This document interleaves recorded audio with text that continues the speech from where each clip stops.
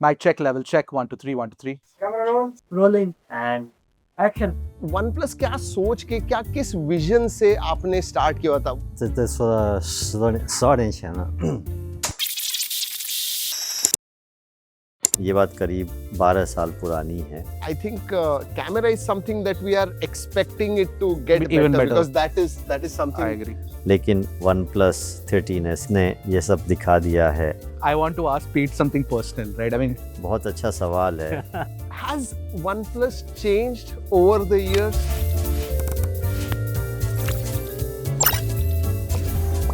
दोस्तों आज का वीडियो बहुत स्पेशल होने वाला है। मैं कहूँगा स्पेशल ही नहीं, ये एक इमोशनल वीडियो है मेरे लिए, क्योंकि ट्रैक एंड टेक चैनल जब ग्रो होना चालू हुआ, वन ब्रांड जिसका एक थोड़ा बहुत सॉफ्ट कॉर्नर था मेरे लिए, वो था OnePlus।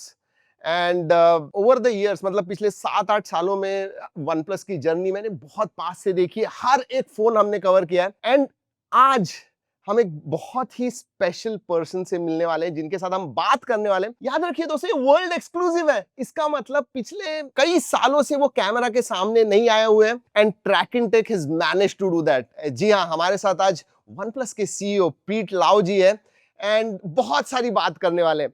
मतलब ऑनेस्टली बताऊं आपको, OnePlus का एक रोलर कोस्टर राइड हुआ है। इतनी सारी अच्छी चीजें हैं, इतने सारे लोग उनके बारे में बात करते हैं। आज जानेंगे कि इनका विजन क्या है, आगे इंडियन मार्केट के लिए OnePlus क्या सोच रहा है। उतना ही नहीं, अभी तो पहले ईज करेंगे उनको कॉन्वर्सेशन में, लेकिन बाद में कुछ बहुत ही ज्यादा मुश्किल सवाल भी पूछने वाले हैं हम। Yes, there are going to be some tough questions, some easy questions, but ये कॉन्वर्सेशन, अगर आप OnePlus ओन करते हो या OnePlus ब्रांड आपको पता है, आप you like it, you must watch this video. अगर OnePlus का ब्रांड नहीं है आपके पास या OnePlus के फोन नहीं इस्तेमाल करते हो, फिर भी ये देखने के बाद शायद आप OnePlus ले लोगे, आई डोंट नो। तो सबसे पहले स्टार्ट कैसे हुआ उसके बारे में बात करते हैं। बताइए कि OnePlus क्या सोच के, क्या किस विजन से आपने स्टार्ट किया था? What was the thought behind it? करीब 10 साल पहले जब OnePlus शुरू किया गया था, हमारा मकसद बहुत ही सिंपल था। हम चाहते थे कि हमारी बेहतरीन प्रोडक्ट्स दुनिया के ज़्यादा से ज़्यादा लोग इस्तेमाल कर सकें। उस समय अगर कोई अपना मनपसंद फ़ोन ख़रीदना चाहता था तो उसे काफ़ी मुश्किल होती थी। इसलिए हमने सोचा कि क्यों ना इस इंडस्ट्री को चैलेंज किया जाए और एक ऐसा फ़ोन बनाया जाए जो स्मूथ चले, अच्छा हो और इस्तेमाल करने में आसान हो। इतने सालों की मेहनत के बाद हमें यूज़र्स से इस बात की पहचान मिली है, और मुझे ख़ुद भी इस सफ़र का बहुत मज़ा आया है। इतने सालों में मेरी पोजीशन और रोल बदलते रहे हैं, लेकिन मैं हमेशा खुद को एक प्रोडक्ट मैनेजर ही मानता हूँ। आज भी जब मैं आप सबसे बात करता हूँ तो उसी नज़रिए से बात करता हूँ। आज हम अगली जनरेशन का फ्लैगशिप प्रोडक्ट बना रहे हैं। हमारी कोशिश है कि हमारे प्रोडक्ट्स हमेशा इंडिपेंडेंट सोच वाले हों, यूज़र के लिए आसान और नेचुरल हों और असली दुनिया के अनुभव जैसे लगें। ये वही फ़िलॉसफ़ी है जो हमने 10 साल पहले रखी थी, बिना बोझ के यूज़र एक्सपीरियंस, और आज भी हम उसी पर टिके हैं। तो आने वाले फ्लैगशिप प्रोडक्ट्स भी आपको यही अनुभव देंगे, बिना बोझ के, आसान और नेचुरल यूज़र एक्सपीरियंस। ऑसम। एक बात बताइए, ऐसे कभी आपको लगा कि कोई आपका जो डिसीजन अभी तक आपने लिया है पिछले 10 सालों में, वो गलत रहा है OnePlus के लिए? ये बात मैं अपनी टीम के कई साथियों से शेयर कर चुका हूँ। मैंने कहा था कि एक फ़ैसला है जिस पर मुझे थोड़ा अफ़सोस है, और वो है OnePlus Nord को देर से लॉन्च करना। असल में हम बहुत पहले से सोच चुके थे कि हमारे पास इतना अच्छा प्रोडक्ट एक्सपीरियंस है, तो क्यों ना इसे और ज़्यादा लोगों तक पहुंचाया जाए। लेकिन शुरुआत में हमारी सोच थी कि पहले हम सिर्फ फ्लैगशिप बनाकर दुनिया को सबसे बेहतरीन एक्सपीरियंस दें, लेकिन धीरे धीरे फ्लैगशिप की लागत बढ़ने लगी, दाम भी ज़्यादा होते गए और फिर बहुत से लोग उसे अफोर्ड नहीं कर पाए। हम हर साल नॉर्ड लॉन्च करने पर चर्चा करते रहे, और जब आखिरकार इसे लॉन्च किया गया तो ये काफ़ी सफल रहा, क्योंकि लोगों को फ्लैगशिप जैसा अनुभव कम दाम में मिल गया। फिर भी मुझे लगता है अगर इसे 1-2 साल पहले लॉन्च किया होता तो और भी बेहतर होता। ये मैं अक्सर अपनी टीम के साथ एक केस स्टडी की तरह शेयर करता हूँ। very interesting actually, which is why I'm kind of curious. Like, are you using a Nord phone or are you using some other phone as your daily driver? मैं तो हमारे सारे phone इस्तेमाल करता हूँ, लेकिन अभी मेरी डेली डिवाइस तो वन प्लस 13s है। हाँ, वही वाला, और ये जो कलर है इंडिया के लिए बनाया गया है। I like this color. देखो ये कई बार गिर भी चुका है, लेकिन मैं आज भी रोज़ यही यूज़ दिस इज नॉट करता इन हूँ। चाइना। ये पूरी दुनिया में सिर्फ इंडिया में मिलता है। Lucky. मुझे ये कलर बहुत पसंद है। It is a Yeah, nice that's a color. beautiful color. Actually, one of the best OnePlus phones I've used. हम्म। चलिए थोड़ा अच्छी बातें हो गई, थोड़ी मुश्किल भी सवाल करने चाहिए क्योंकि मेरे लिए बहुत ज्यादा इंपॉर्टेंट है और आपके लिए ये बहुत ज्यादा इंपॉर्टेंट है। वन प्लस के बारे में जब भी बात करते हैं ना तो डिस्प्ले क्वालिटी के बारे में बहुत ज्यादा बात होती है, स्पेशली अगर मैं ग्रीन लाइन के बारे में बात करूं। और मुझे ये भी लगता है कि सिर्फ वन प्लस ये एक ही ब्रांड नहीं है जिसके ऊपर ये लाइन के इशू हैं, बट स्टैंड आउट जब भी होता है, जब भी मैं कोई वीडियो करता हूं वन प्लस का, तो वो नीचे कमेंट्स में आ जाता है कि यार इसके ऊपर ग्रीन लाइन आते हैं। आपसे यही पूछना है कि ग्रीन लाइन इशू का आप how are you ensuring that green line issues are taken care of?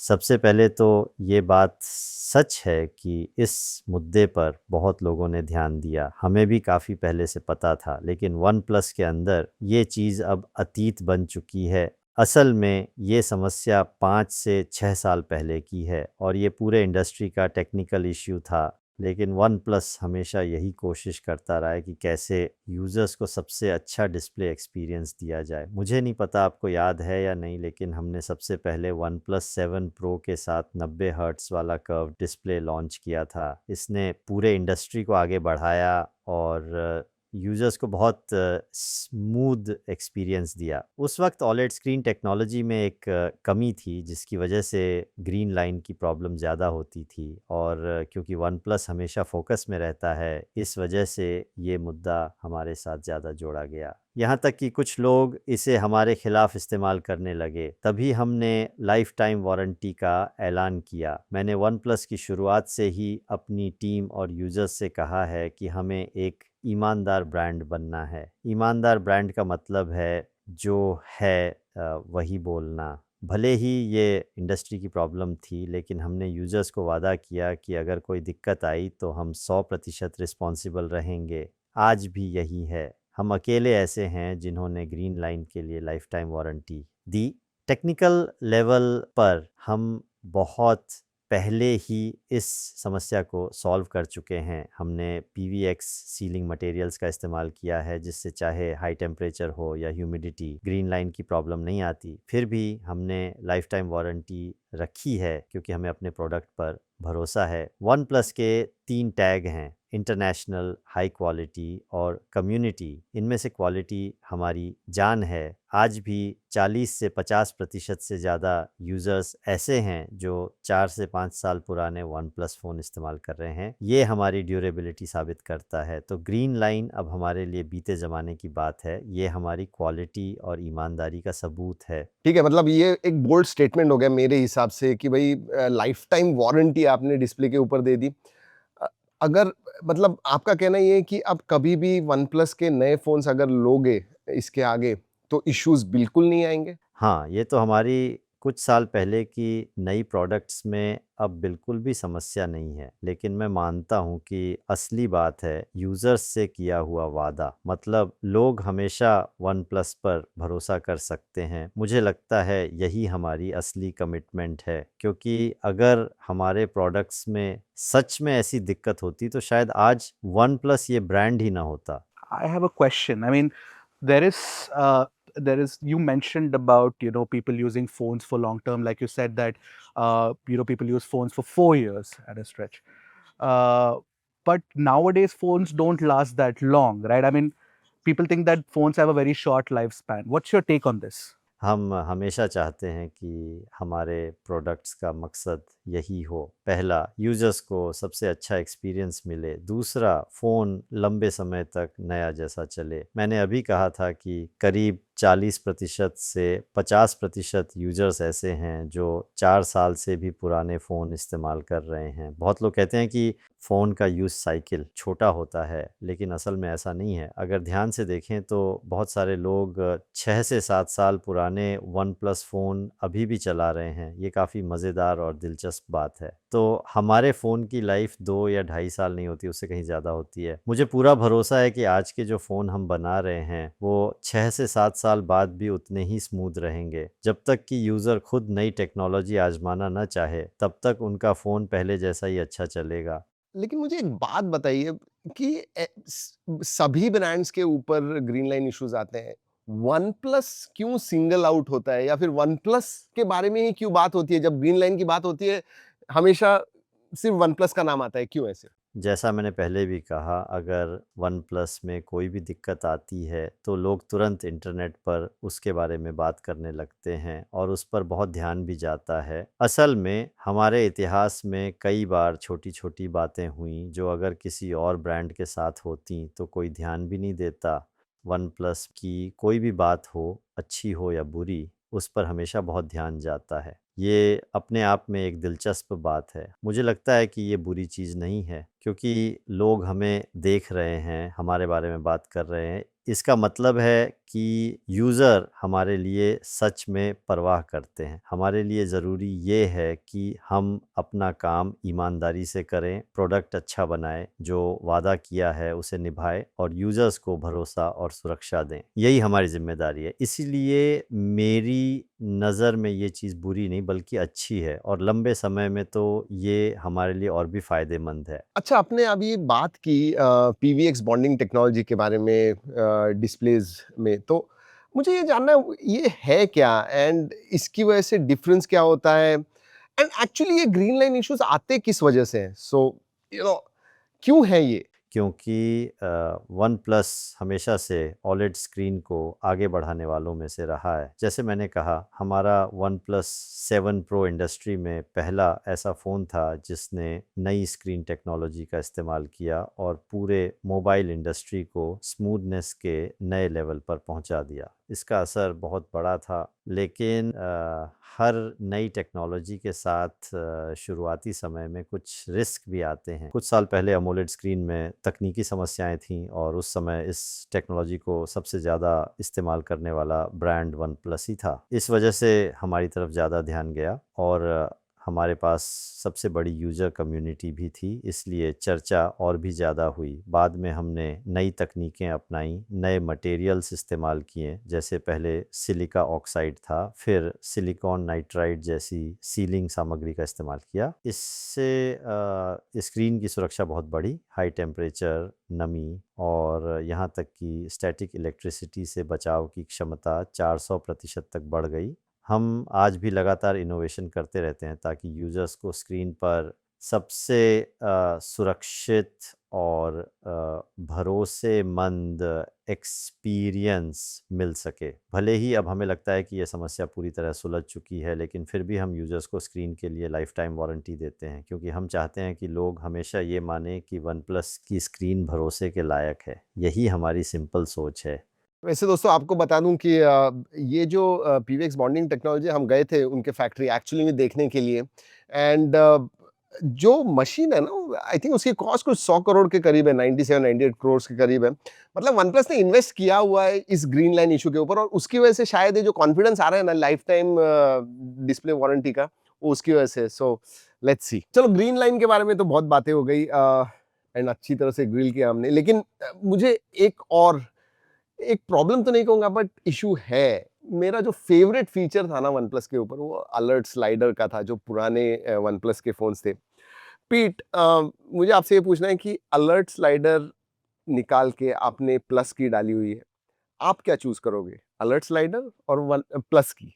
मुझे लगता है कि चाहे अलर्ट स्लाइडर हो या ये प्लस की बटन, दोनों ही अपने अपने टाइम के सबसे अच्छे डिज़ाइन थे, क्योंकि पिछले 10 सालों में अलर्ट स्लाइडर ने यूज़र्स को बहुत आसान तरीका दिया कि कैसे वो तुरंत साइलेंट मोड में जा सकें। लेकिन अब जब हम एआई के ज़माने में हैं, तो हमें ये सोचना है कि कैसे हम यूज़र्स को एक पर्सनलाइज्ड एआई एक्सपीरियंस और स्मार्ट असिस्टेंट दे सकते हैं। मुझे लगता है यही आने वाले टाइम का ट्रेंड है और हम चाहते हैं कि हमारे प्रोडक्ट्स इसी तरह का एक्सपीरियंस दें। एआई बनाते वक्त हमारी सोच ये रहती है कि ये सिर्फ स्मार्ट ना हो बल्कि यूज़र कंट्रोल्ड भी हो। मतलब एआई आपको समझे लेकिन उसकी लिमिट्स भी हों। हम चाहते हैं कि जब हम ये पर्सनलाइज्ड स्मार्ट असिस्टेंट बनाएं तो यूजर्स भी उसमें शामिल हों और उन्हें कंट्रोल करने का एहसास मिले। भविष्य में प्लस की बटन इसी चीज़ का एक अहम हिस्सा होगा, एक ऐसा डिज़ाइन जो आपको समझे भी, स्मार्ट भी हो लेकिन हमेशा आपके कंट्रोल में रहे। यही हमारी सोच है। I am also curious about, you know, there are a lot of slim and compact phones that are coming out right now, including this one that I'm holding in my hand. And I like compact phones. Arun likes all of us like compact phones. Uh, and what do you think about it in general? Like, I mean, how is the industry heading forward with compact phones? आज के mobile industry में छोटा और हल्का लेकिन performance में दमदार phone हमेशा से ही यूजर्स की डिमांड रहा है। आपको पता है वन प्लस की शुरुआत से ही हमारा फोकस यही रहा है कि डिज़ाइन और परफॉर्मेंस के बीच बेस्ट बैलेंस कैसे बनाया जाए। जैसे वन प्लस वन जब लॉन्च हुआ था तो हमने कहा था कि ये सबसे अच्छा इन हैंड फील वाला फ्लैगशिप फ़ोन है। आज की बात करें तो वन प्लस 13S मेरा भी डेली यूज़ वाला फ़ोन है और हमारी टीम के कई लीडर्स का भी। इस फ़ोन में डिज़ाइन, परफॉर्मेंस, बैटरी और इन हैंड फील का बहुत ही परफेक्ट संतुलन है। इसलिए मैं कह सकता हूं कि आज की तारीख में ये सबसे बेस्ट छोटा फ्लैगशिप फ़ोन है। बैटरी लाइफ बहुत अच्छी है, परफॉर्मेंस ज़बरदस्त है, इन हैंड फील बढ़िया है और कैमरा क्वालिटी भी शानदार है। मतलब ये फ़ोन डेली यूज़ के लिए सच में बेस्ट सॉल्यूशन है। मुझे यकीन है कि ये ट्रेंड आगे भी चलेगा और यूज़र्स की लंबे समय तक यही ज़रूरत बनी रहेगी और हम इस प्रोडक्ट को लगातार बेहतर बनाते रहेंगे। Right.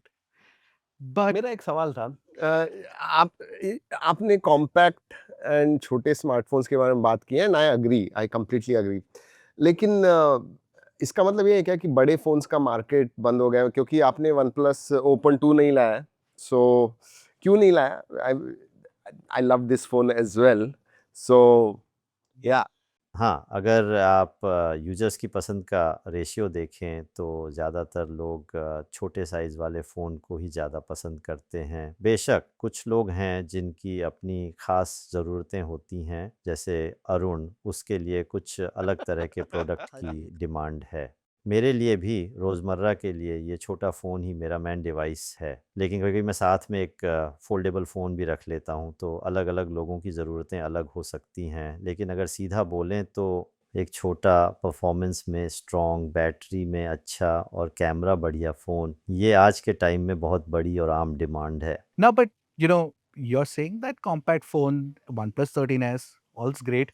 But the first time we looked at it, it looks like the iPhone. No, I mean, बहुत ही ज्यादा आईफोन जैसा ही हाथ में लगता yeah, है। it looks a lot like the iPhone. It feels a lot like the Yeah, iPhone. yeah. मुझे लगता है ये आईफ़ोन से भी अच्छा प्रोडक्ट है।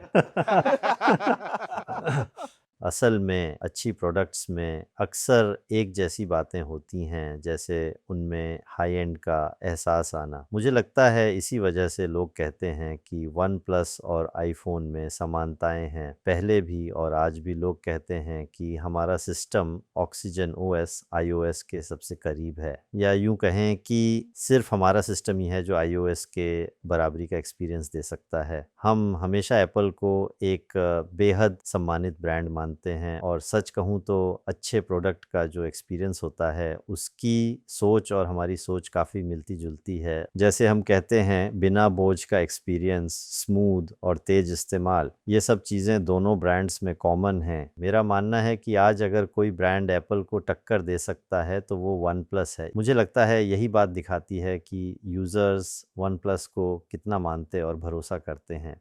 वैसे एप्पल का एआई तो अभी तक बहुत टाइम है आने के लिए, लेकिन क्या आप एआई असिस्टेंट वन प्लस का खुद का एआई असिस्टेंट लेके आने वाले, या फिर डीपर इंटीग्रेशन जो जेमिनी एंड चैट जीपीटी का है वो डीपर इंटीग्रेशन होने वाला है इसमें? एआई के इस दौर में हमने बहुत ज़्यादा रिसोर्स लगाए हैं क्योंकि हमें पूरा भरोसा है कि आने वाला ज़माना एआई का ही है और हम इसे पूरी तरह अपनाना चाहते हैं। अभी हमने जेमिनाई के साथ गहरा इंटीग्रेशन किया है क्योंकि उसकी कई क्षमताएं बहुत मजबूत हैं, लेकिन साथ ही हमारा मानना है कि मोबाइल में एआई सिर्फ एक असिस्टेंट ना होकर पूरे सिस्टम लेवल का होना चाहिए। मतलब जब भी यूज़र फ़ोन इस्तेमाल करे हर पल उसे एक स्मार्ट और सहज एआई एक्सपीरियंस मिले, यही चीज़ हम बना रहे हैं।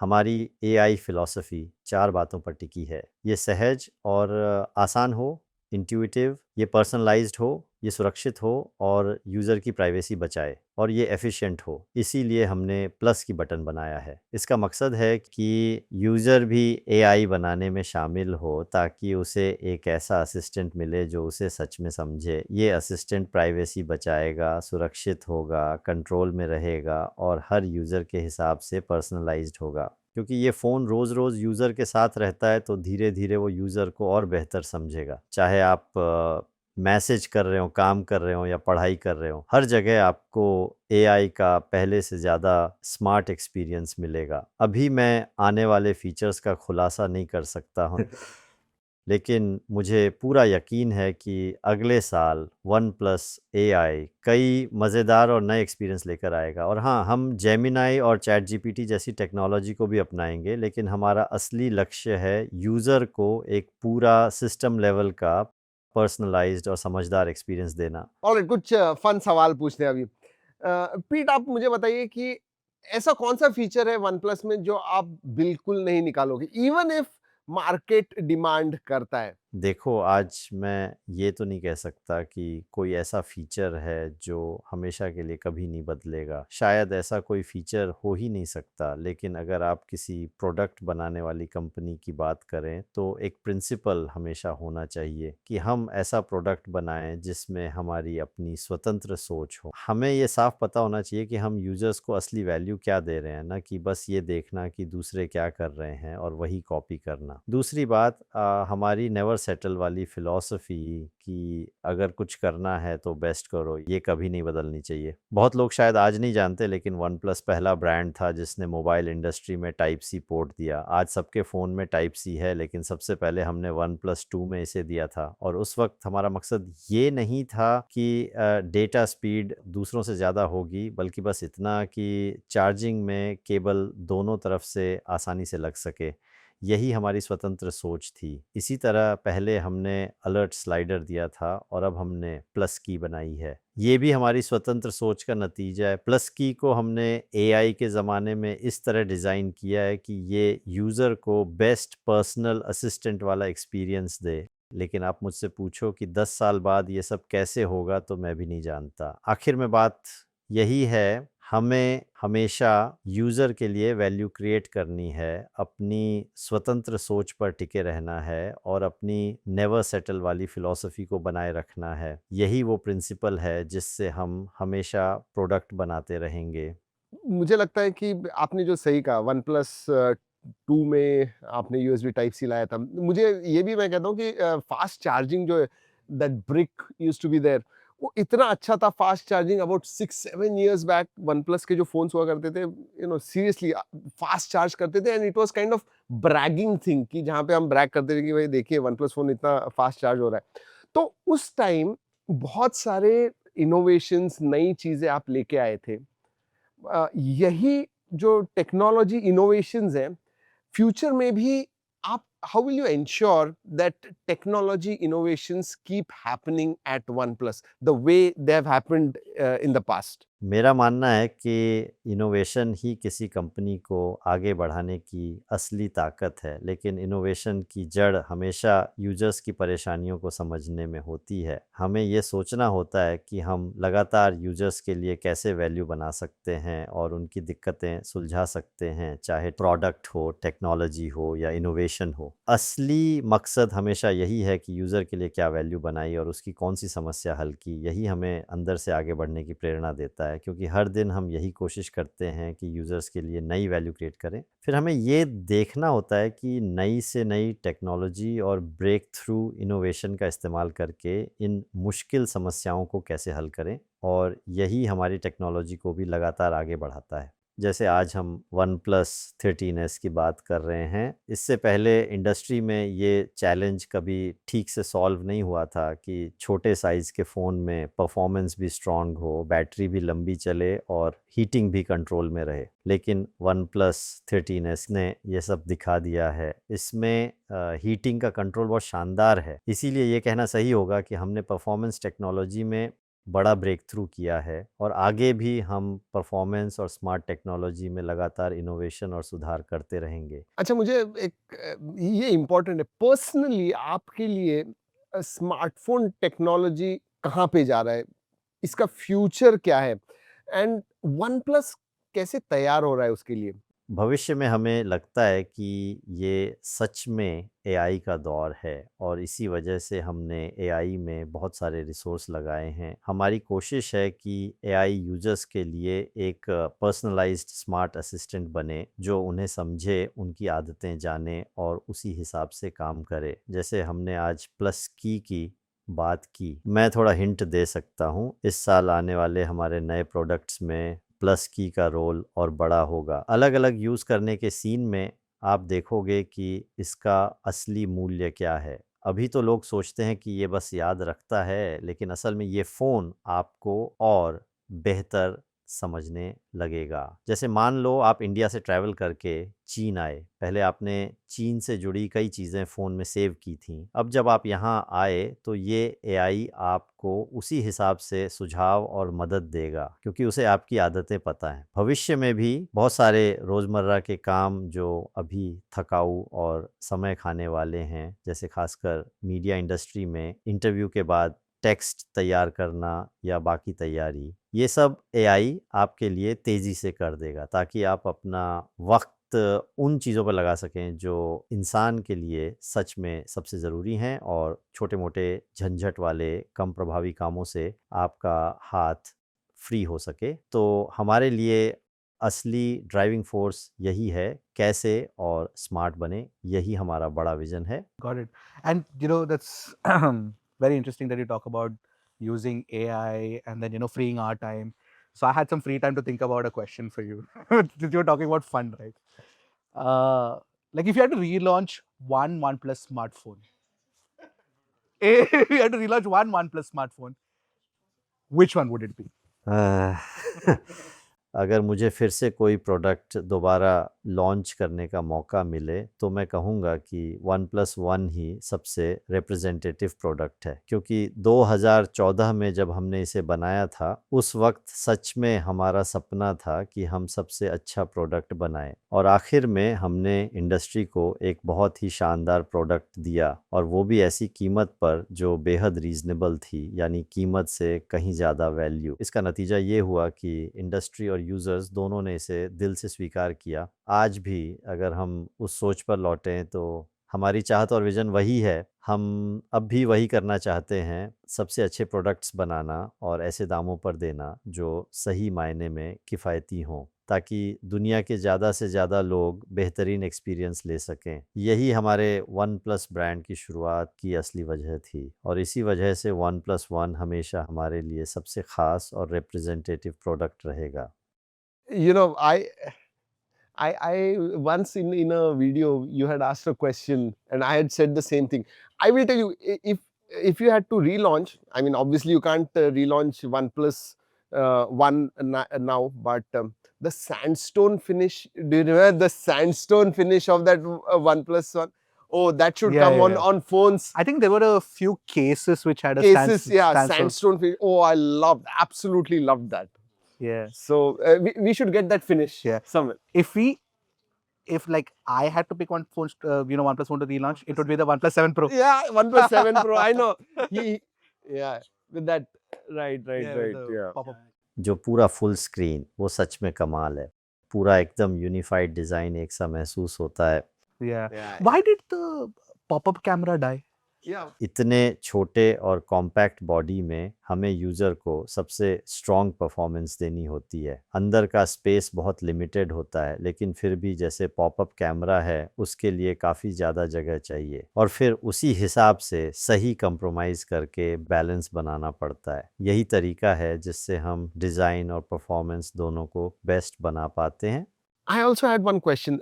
Do you think there is a chance in future that smartphones can get modular? Oh, that's a good question. असल में ये कॉन्सेप्ट 10 साल पहले भी चर्चा में था, लेकिन असली समस्या ये थी कि यूज़र हमेशा एक छोटा, हल्का और स्ट्रॉन्ग परफॉर्मेंस वाला फ़ोन चाहते हैं। अगर फ़ोन को मॉड्यूलर बनाया जाए तो अंदर की जगह का सही इस्तेमाल नहीं हो पाता और स्पेस वेस्ट हो जाता। इसीलिए ये आइडिया भले ही कई सालों से मौजूद था, लेकिन कभी मेनस्ट्रीम नहीं बन पाया। वजह थी स्पेस का सही इस्तेमाल ना होना। Okay, but is it possible? Do you think? I'm not saying whether OnePlus will do it or not, but because there have been 2 or 3 brands who have tried it and failed. So, do you think in future it might be possible? देखो, लोग ऐसा phone चाहते हैं जिसका experience बहुत अच्छा हो, performance strong हो और हाथ में पकड़ने पे भी बहुत कंफर्टेबल लगे। लेकिन मुझे लगता है कि अभी तक इसका कोई सही और परफेक्ट सॉल्यूशन सामने नहीं आया है। अच्छा बीट ये बताइए OnePlus के लिए इंडियन मार्केट कितना इम्पोर्टेंट है और उतना ही नहीं इंडियन मार्केट में OnePlus का कॉम्पिटिटिव एडवांटेज क्या है? भारत हमेशा से ही वन प्लस का सबसे बड़ा मार्केट रहा है, इसलिए इसकी अहमियत बहुत ज़्यादा है। अभी हमारे भारत के कम्युनिटी में लगभग 3 करोड़ यूज़र्स हैं, जो अपने आप में बहुत बड़ा परिवार है और भारत सिर्फ हमारा आज का मार्केट नहीं है, बल्कि हमारा भविष्य भी है। ये हमारे इनोवेशन और ग्रोथ का एक बड़ा इंजन है। हमने देखा है कि भारत की नई पीढ़ी बहुत तेज़ी से बढ़ रही है और उन्हें टेक्नोलॉजी में गहरी दिलचस्पी है। वो हमेशा हाई क्वालिटी और अच्छे प्रोडक्ट्स चाहते हैं और काफ़ी एक्टिव भी रहते हैं। ये सब बातें वन प्लस ब्रांड की पहचान से एकदम मेल खाती हैं, इसलिए भारत हमारे लिए बिल्कुल सही और फिट मार्केट है। आगे भी हमारे लिए भारत की कम्युनिटी के साथ मिलकर अच्छे प्रोडक्ट्स बनाना और यहाँ के लोगों को सबसे अच्छा अनुभव देना बहुत अहम रहेगा। So, I mean, you're talking about user base, right? I mean, how do you meet the users' needs? I mean, their needs are varied. You're talking about Gen Zs, then there are millennials, then there are like lower than the Gen Alphas. So all of them, like, how do you cater to each user need and ensure that the phone meets their this thing? And what are the market dynamics like for OnePlus? हमारी पूरी कोशिश है कि भारत की community के साथ मिलकर हम नए और अच्छे प्रोडक्ट्स बनाएं। आने वाले समय में हम लगातार नए एक्सपीरियंस और नई टेक्नोलॉजी लाते रहेंगे। यहाँ के लोग टेक्नोलॉजी को लेकर बेहद उत्साही हैं और प्रोडक्ट के अनुभव को लेकर उनकी उम्मीदें भी बहुत ऊंची होती हैं। हमें हमेशा ये लगता है कि अगर हम भारत के यूज़र्स की उम्मीदें पूरी कर पाएँ तो हम पूरे ग्लोबल मार्केट में भी आसानी से आगे बढ़ सकते हैं। खासकर गेमिंग और एंटरटेनमेंट के मामले में भारत के यूज़र्स बहुत एक्टिव हैं। उनकी परफॉर्मेंस की डिमांड बहुत हाई होती है। यही वजह है कि हम हमेशा सबसे स्ट्रॉन्ग और स्मूथ परफॉर्मेंस देने वाले प्रोडक्ट्स बनाने की कोशिश करते हैं। हमारी सोच ये नहीं है कि बस दिखावा किया जाए कि फ़ोन कितना पावरफुल है, बल्कि ये कि जब लोग फ़ोन इस्तेमाल करें तो उन्हें ये ताकत महसूस ही ना हो, सब कुछ बिल्कुल फ़्लो की तरह स्मूथ लगे। यही हमारी परफॉर्मेंस की असली फ़िलॉसफी है। तो चाहे गेमिंग हो या रोज़मर्रा की दूसरी ऐप्स, हम चाहते हैं कि परफॉर्मेंस हमेशा टॉप लेवल पर रहे और लोगों को बिना किसी अटकाव के मज़ा आए। भारत के यूज़र्स के लिए हमारी सबसे बड़ी प्राथमिकता यही है कि उन्हें हमेशा सबसे अच्छा अनुभव मिले। हम उन्हें कभी निराश नहीं करेंगे और आगे भी उनके लिए कई नए और रोमांचक प्रोडक्ट्स लाते रहेंगे। I think Nord 5 के साथ हमने देखा, I mean we have seen with Nord 5 that gaming is slowly shifting for especially Nord. It's going towards gaming, a little bit of performance. But I want to ask one thing. I think camera is one thing which, in our view, all the other aspects of OnePlus or even Nord series is improved quite a lot. I think camera is something that we are expecting it to get Even better. because that is something. I agree. what is your on camera? Are you working on camera? Is that the focus for OnePlus? मेरे हिसाब से अच्छी photo या अच्छा camera सिर्फ hardware डालने से नहीं बनता। बहुत सारे ब्रांड कैमरे में बस ज़्यादा सेंसर या बड़ा लेंस लगाते हैं, लेकिन हमारी सोच अलग है। हम सॉफ्टवेयर और एआई का इस्तेमाल करके यूज़र्स को बेस्ट फ़ोटोग्राफी का एक्सपीरियंस देना चाहते हैं। मतलब आखिर में मायने ये रखता है कि यूज़र की फ़ोटो कैसी आई, ना कि सिर्फ फ़ोन में कितने मेगापिक्सल हैं। उदाहरण के तौर पर मान लो आपकी गैलरी में आपकी कई तस्वीरें पहले से मौजूद हैं। अगर फ़ोन में एक एआई मॉडल है तो वो आपकी इन तस्वीरों को समझ कर सीख सकता है। तो जब आप किसी कम रोशनी वाले या थोड़े धुंधले माहौल में फ़ोटो खींचेंगे तो एआई आपको पहचान लेगा और उसी हिसाब से आपकी फ़ोटो को और क्लियर और खूबसूरत बना देगा। यानी हमारी सोच ये है कि अच्छे सॉफ्टवेयर और एआई की मदद से बेहतर फ़ोटो एक्सपीरियंस दिया जाए, बजाय इसके कि कैमरा को बहुत बड़ा और भारी बना दिया जाए जिससे फ़ोन का डिज़ाइन और हैंड फील ख़राब हो। हम मानते हैं कि फ्लैगशिप प्रोडक्ट्स का असली मतलब है हार्डवेयर और सॉफ्टवेयर का सही बैलेंस, न कि सिर्फ स्पेसिफिकेशन की दौड़। यही हमारी मौजूदा जनरेशन की इमेजिंग फ़िलॉसफ़ी है। Got it. I have one question I need to ask Pete. 'Cause I ask everyone this is that gaming is something that OnePlus is focusing on now, right? And what I've noticed is that Apple is working with developers directly to port a lot of AAA titles to iPhone. Despite Snapdragon 8 Elite inside OnePlus phones and other brands being more powerful, but the games are not there. Can OnePlus do something about it, work with developers directly if gaming is going to be such a big focus, right? I mean, what do you think about it? बहुत अच्छा सवाल है। आपने बिल्कुल सही जगह पर हाथ रखा है। अभी मैं आपको डिटेल्स नहीं बता सकता, लेकिन हाँ, There's हम something. डेवलपर्स के साथ काफ़ी करीबी से काम कर रहे हैं। भविष्य में आपको हमारे ऐसे कई रिजल्ट्स भी दिखेंगे जो इसी सहयोग से आएंगे, क्योंकि अच्छा गेमिंग एक्सपीरियंस सिर्फ गेम से नहीं आता, बल्कि फ़ोन के डिज़ाइन, सॉफ्टवेयर और हार्डवेयर, इन सब का साथ मिलकर काम करना ज़रूरी होता है। तो आने वाले समय में हम मिलकर यूज़र्स को ऐसा स्मूथ और मज़ेदार गेमिंग एक्सपीरियंस देंगे जो वाकई दिल खुश कर दे। मुझे पूरा यकीन है कि इस साल हम सबको एक ऐसा एक्सपीरियंस देंगे जो सभी को चौंका देगा। Awesome. Awesome. तो गेमिंग में हम ज़रूर सबसे बेस्ट हैं। हमारी सोच ये नहीं है कि बस दिखावा करें, फ्लैशी फीचर्स डाल दें ताकि लगे कि गेमिंग स्ट्रॉन्ग है। हमारी सोच है कि गेमिंग बिना बोझ के बहुत ही स्मूथ और नेचुरल लगे, यही असली मज़ा है। अच्छा, एक मेरे हिसाब से बहुत ही इम्पोर्टेंट सवाल है एंड आई एम श्योर सब लोग एग्री करेंगे, जो देख रहे हैं वो भी एग्री करने वाले हैं। एक चीज डेफिनेटली है, जैसे मैंने कहा कि 2014, 15, 16 से मैं OnePlus को बहुत क्लोजली फॉलो कर रहा हूँ और सिर्फ मैं ही नहीं, बहुत लोग कहते हैं कि OnePlus has changed. So my question to you is, has OnePlus changed over the years? What do you think? What is your take? Because that's the perception that most consumers have, including us.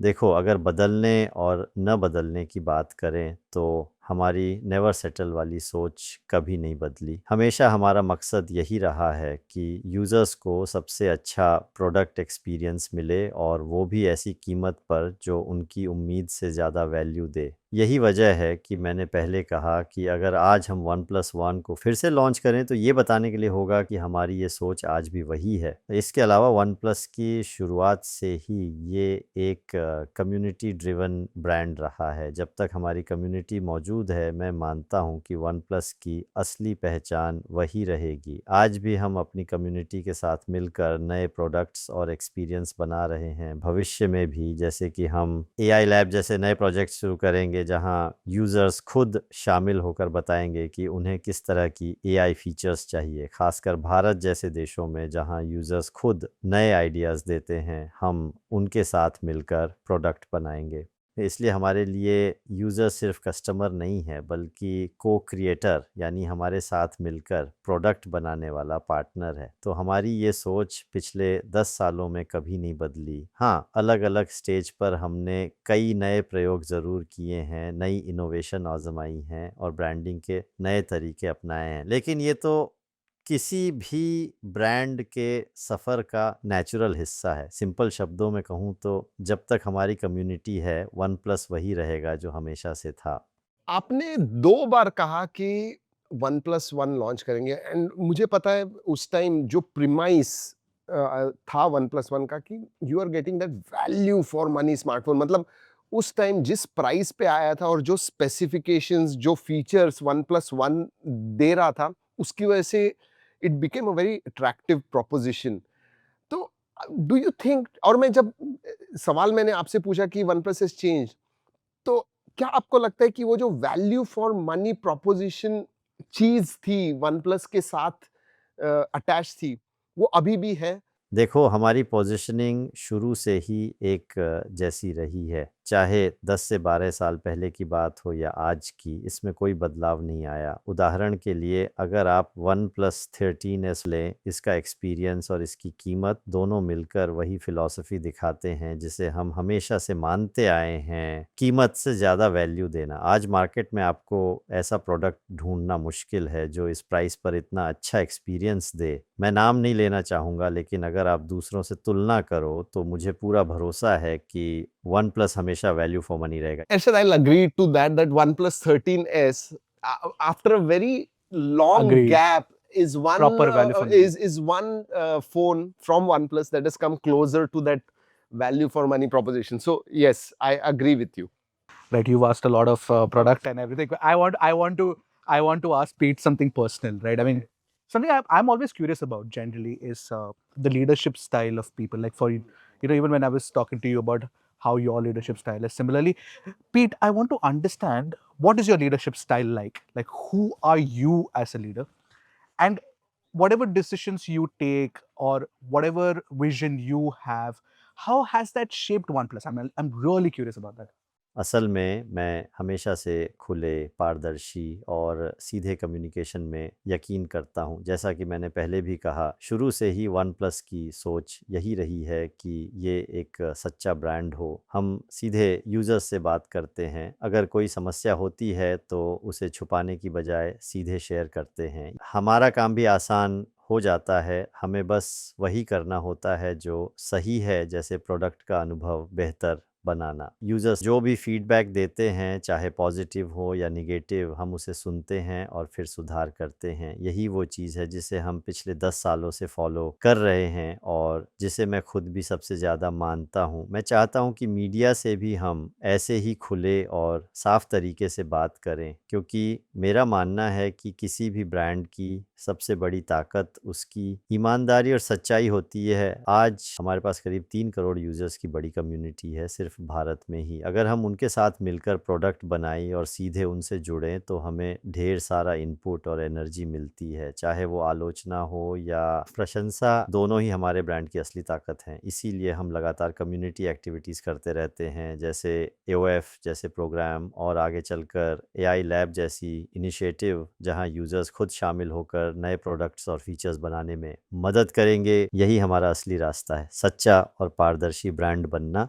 आप community के बारे में इतनी बात करते हो and I agree with it कि आपकी जो कम्युनिटी है, वन प्लस की जो कम्युनिटी है बहुत बड़ी है। बट ओवर द इयर्स मुझे कम्युनिटी लॉयल्टी, कस्टमर लॉयल्टी के बारे में कुछ बात करनी है। आपके स्टडीज के हिसाब से कितने लोग फिर से वन प्लस के पास ही आते हैं, या फिर वो परसेंटेजेस क्या है उसके बारे में कुछ बता सकते हैं? आज हमारे 40% से भी ज़्यादा यूज़र्स ऐसे हैं जो हमारे फ़ोन 4 साल या उससे भी ज़्यादा समय से इस्तेमाल कर रहे हैं, और हमारे अपने ऑनलाइन स्टोर पर रीपरचेज़ का रेट 50% से भी ऊपर है। ये बहुत ही हाई रीपरचेज़ रेट है। ये दिखाता है कि हमारी कम्युनिटी के यूज़र्स का ब्रांड के प्रति कितना भरोसा और लॉयल्टी है, और ये भी सच है कि हमारी कम्युनिटी का ये भरोसा और सपोर्ट ही हमें लगातार आगे बढ़ाता है। Wow. So 50% users buy OnePlus again? Is that Yes. what you're saying? It's quite a high Yes. number, no? Yes. If that is true, congratulations. I think no other brand has got that kind of customer loyalty. That's for sure. सबसे अच्छी बात ये है कि लोग हमें छोड़कर कहीं और नहीं गए, बल्कि हर साल और जुड़ते गए। यही भरोसा हमें आगे बढ़ने की ताकत देता है। True. परफेक्ट दोस्तों, आज इतनी सारी बातें हुई है पीट लाओ जी से, और बहुत सारी चीजें हमने पता करी है। मतलब एक तो ग्रीन लाइन के बारे में हम इतने सालों से बात कर रहे हैं, उसके बारे में हमें पता चला है। OnePlus का प्लान क्या है आगे, और 2-3 चीजें अगर मैं समराइज करूं इस वीडियो को, तो ग्रीन लाइन के बारे में ज्यादा कुछ टेंशन लेने की अब जरूरत नहीं है। दूसरी चीज, कम्युनिटी OnePlus की जो, और मैंने ये सवाल पूछा इनसे कि भाई क्या चेंज हुई है कम्युनिटी, उनके हिसाब से नहीं हुई है। परसेप्शन थोड़ा बहुत चेंज हुआ है मेरे हिसाब से। अब वो देखते हैं, आप बताइए नीचे कमेंट सेक्शन में आपको क्या लगता है। But overall I think OnePlus के लिए इंडिया मार्केट बहुत ही इंपॉर्टेंट है, और आने वाले कुछ दिनों में 2-3 चीजें उन्होंने बताई भी है इरशाद को बीच में, अगर आपको पता नहीं है तो। क्या होने वाला है इरशाद? I'm so excited for that. बिल्कुल, अगर सही में कोई ट्रिपल ए टाइटल के साथ इन्होंने कुछ कर दिया तो मेरे को नहीं पता, अभी होगा तो बढ़िया हो जाएगा। एग्जैक्टली मतलब गेमिंग की तरफ OnePlus फोकस कर रहा है, and that is something that I think is exciting, to be honest with you. तो मजा आने वाला है। ऑन दिस नोट, पीट लाओ, thank you so much. This has been a privilege, and like I said, this is exclusive. After many years, he has been in front of camera, and that too with Tracking Tech. So thank you so much. It was a great podcast, and thank you for letting us know so many things about OnePlus, their plans, their vision, and about you. So thank you so much. मैं चाहता हूँ कि हमें भविष्य में भारत के users की और भी राय और सुझाव सुनने का मौका मिले। यही हमारे लिए सबसे बड़ी मदद होगी। तो चलिए दोस्तों, इस एक्साइटिंग वीडियो में इतना ही। अगले वीडियो तक keep tracking and stay safe. Oh, fantastic! Fantastic! Thank you so Fantastic. much. Thank you so much.